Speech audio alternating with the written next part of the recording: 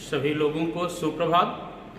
कल हम लोग स्वर संधि के बारे में पढ़े, आज व्यंजन संधि के बारे में हम लोग देखेंगे। सबसे पहले जानेंगे कि व्यंजन संधि किसको कहते हैं। व्यंजन वर्णों के साथ स्वर या व्यंजन के आने पर जो विकार या परिवर्तन होता है उसे व्यंजन संधि कहते हैं। यानी जिन दो वर्णों में संधि होती है उसमें पहला वर्ण व्यंजन और दूसरा वर्ण स्वर या व्यंजन रहे तो उस संधि को हम व्यंजन संधि कहते हैं। जैसे जगत प्लस इस, यहां पहला जो वर्ण है वह व्यंजन है और इसके बाद जो है वह स्वर है, तो इसको व्यंजन संधि के अंतर्गत रखेंगे तो हो जाएगा जगदीश। अब व्यंजन संधि के कुछ महत्वपूर्ण नियम हैं जिसको हम लोग देखेंगे, लेकिन व्यंजन संधि के नियम को जानने से पहले हम लोग एक बार जो वर्ण चैप्टर पढ़े हैं उसमें ध्यान देंगे कि क ख ग घ जो हम लोग पढ़े हैं उसको एक अलग तरीका से यहाँ राज कोचिंग में बताया जाता है, जो क च ट त प आदि करके हम लोग जानते हैं। उसको जब याद रखेंगे तो संधि में बहुत कुछ लिखने की आवश्यकता नहीं पड़ेगी, बल्कि बिना लिखे हम लोग आसानी से जान सकते हैं। जैसे व्यंजन संधि के कुछ महत्वपूर्ण नियम में पहला नियम हम लोग देखेंगे। पहला नियम कहता है कि यदि एक के बाद 3, 4 अंतस्थ या स्वर वर्ण रहता है तो ये एक जो है वह 3 में बदल जाता है। एक जो है वह 3 में बदल जाता है।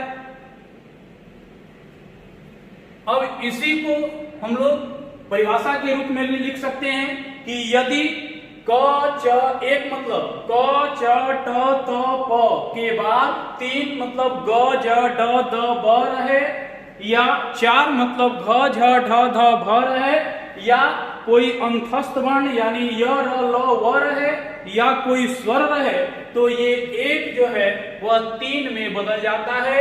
यानी क च ट त प जो है वह ग ज ड द ब में बदल जाता है। जैसे दिक प्लस गज।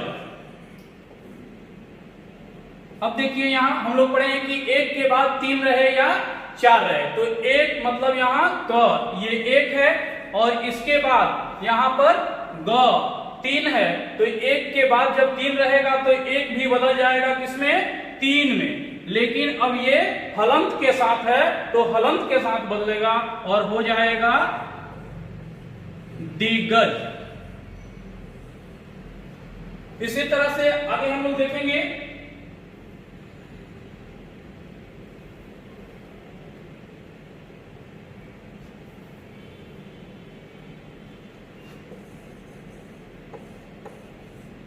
कप प्लस ज।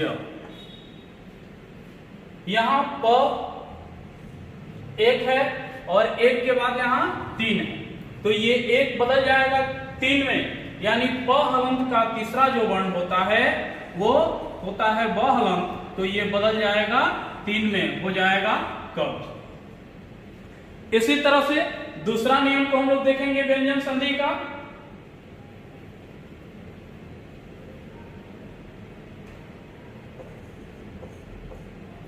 अब व्यंजन संधि का दूसरा नियम देखेंगे हम लोग।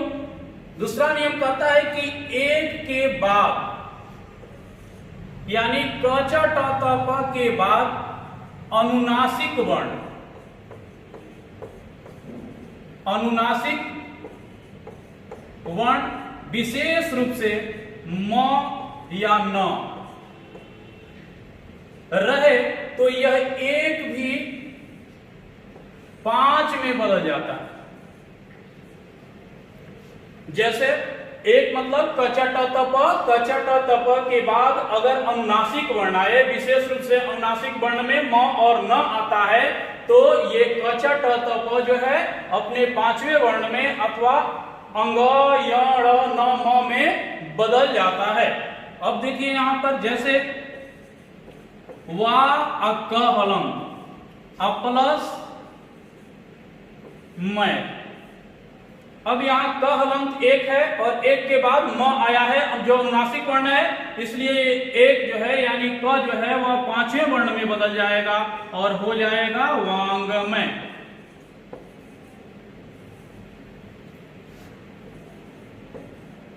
उत्प्लसनति, अब यहां त एक है यानी क च ट त प यानी पहला वर्ण है और इसके बाद यहाँ न है जो पंचम वर्ण है, तो यहाँ त हलंत जो है वह अपने 5वें वर्ण में बदल जाएगा और हो जाएगा बराबर उन्नति। अब तीसरा व्यंजन संधि का नियम हम लोग देखेंगे।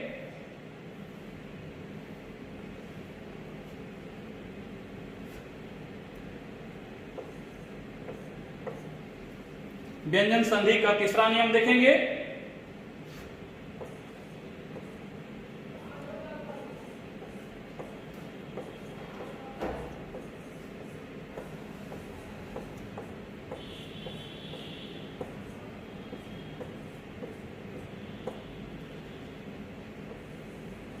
यदि त हलंत और ट हलंत रहे और उसके बाद च या छ रहेगा, तो ये त हलंत और ट हलंत के बदले च हलंत हो जाता है। यदि त हलंत रहे या ट हलंत रहे उसके बाद च या छ रहेगा, तो त हलंत या ट हलंत च हलंत में बदल जाता है। त हलंत और ट हलंत के बाद यदि ज या झ रहेगा, तो ये त हलंत या ट हलंत के बदले ज हलंत हो जाता है। यदि त हलंत या ट हलंत के बाद ट हलंत ट या ठ रहे, तो ये त हलंत या ट हलंत के बदले ट हलंत हो जाता है। यदि त हलंत या ट हलंत के बाद ड या ढ रहे, तो ये त हलंत या ट हलंत के बदले ड हलंत हो जाता है। यदि त हलंत और ट हलंत के बाद ल रहे, तो त हलंत या ट हलंत के बदले ल हलंत हो जाता है।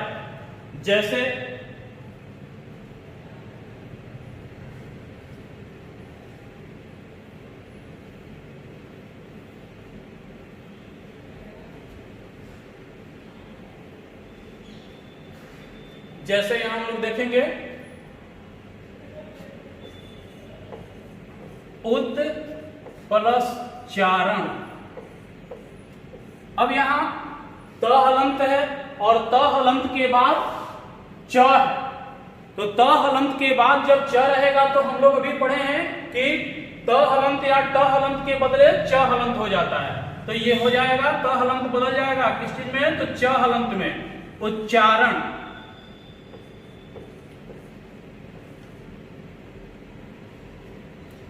इसी तरह से और भी हम लोग देख सकते हैं एग्जांपल, जैसे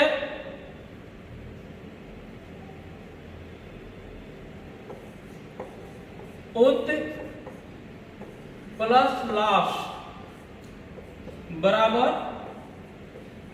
उल्लास। अब व्यंजन संधि के चौथे नियम को हम लोग देखेंगे।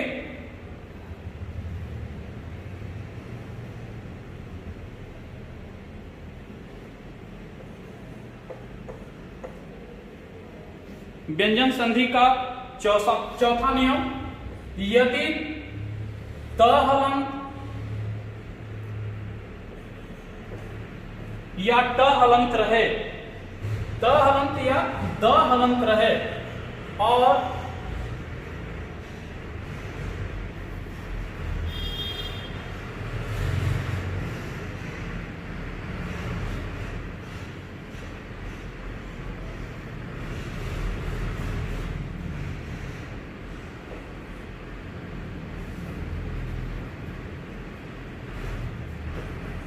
त हलंत या द हलंत रहे और इसके बाद यदि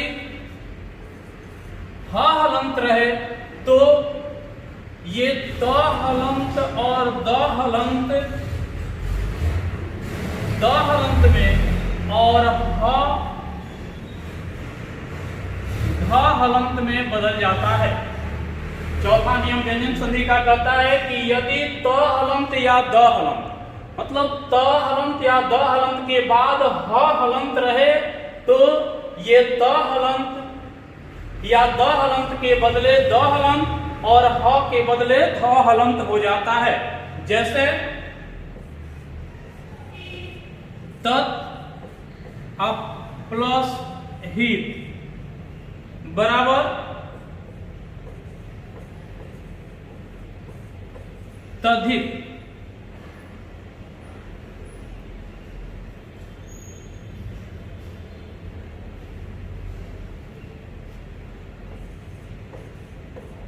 उद प्लस हा बराबर